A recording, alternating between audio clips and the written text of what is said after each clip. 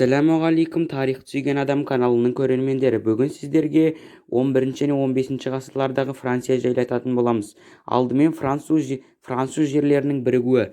11 ғасырларда Франция бірнеше ірі феодалдық иеліктерге бөлінді. Олар Нормандия, Бургундия, Британия, Активения, герцогиттер, Анжу, Тулуза, Шампания тағы басқа. Графтықтар герцогаттар мен графтар корольдігінің бағыныштылары болғанымен, олар іс жүзінде корольге бағынбады. Король иелігі домен деп атады. Олар Париж бен Ореланның төңірегінде болды. Корольдік иелігі көлемі мен халықтың саны жағынан герцогиттер мен графтар иеліктерін аз болып, 12 ғасырлардан бастап корольдіктер әртүрлі жолдармен өз иеліктерін көлемін ұлғайта түсті. Король өз иелігін басқа да жерлерді жаулап алу, тиімді үйлену, мұрагерсіз мырзалардың жерін қосып алу, атын бұған бағыныштысын жерін тартып алу арқылы ұлғайтып отырды.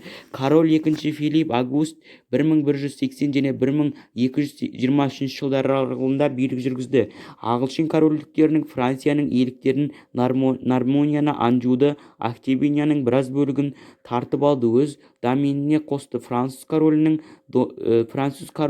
1285 және 1314 жылда өз доменімен Шампань графтығын қосып алды. Король 5 Филипп Рим папасына қарсы күресте қолдау табу үшін 1302 жылы бес шатырдың шақырды. Бас шатырды ауақты қала тұрғындары, дінбасылар мен дворяндардың жиналысын енді. Францияның 17 ғасырлардың басында социалистік монархия орталығы феодалдық мемлекет қалыптасты. Король ел басқаруда составилер өкілдерін жиналысы бас шатырға сүйенді. 100 жылдық соғыс Жакерия. 15 ғасырларда Англия мен Франция арасында тарихта ең ұзақ соғыс басталды. Ол біраз үзілістермен 100 жылдық астам уақытқа 1337-тен 1453 жылдар аралығы созылды. Францияның оңтүстік батыс облыстарын Активения өзін қайтарып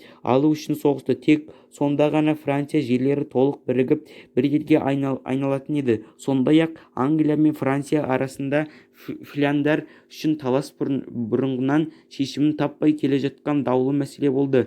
Соғыстың бастауы ағылшын королі 3 Эдуардтың француз тағы үшін таласуы себеп болды. Соғыстың бастапқы кезінде ағылшындар талқандалды. Содан кейін Калая фортын басып алып өздерін тірін айналдырды. 1356 жылы Путия шайқасында француздар тағы да жеңілді. Соғыс ауыртпалығы француз шаруаларының наразылығын туғызды. 1358 жылы олар көтеріліске шықты. Көтеріліс Жакерия деп атады. Жак деген сөз Жаков деген адам атынан шыққан. Француз шаруалар келеке етіп солай атайтын. Шаруалар отрядтарын Глюм, Каль басқарды. Қан судай төгілген көтерілісте үкімет жеңіске жеткенімен салықты көбейтуді қорқытты. Француз халқының басқыншыларға қарсы күресі Жан Арк. 1360 жылы Англия мен Франция арасында бітім жасалды. Ол бойынша Франция жерін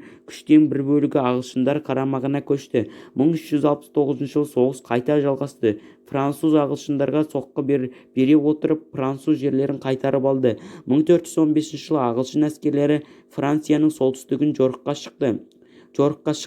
Азункүлдер деген жерде француз әскерлері санының көптігіне қарамастан тас-талқан шығып жеңіліп қалды. 1420 жылы француздар үшін намысты қорлайтын бітім шарт жасалды. Ол бойынша француз өз тәуелсіздігін жоғалтып, біріккен ағылшын француз корольдігінің бір бөлігіне ғана болып қалды. Ол келісімге қарамастан француз королі өлген соң 15 жасар баласы елдің оңтүстігіне қашып барып, өзіне 12 Карл деген атпен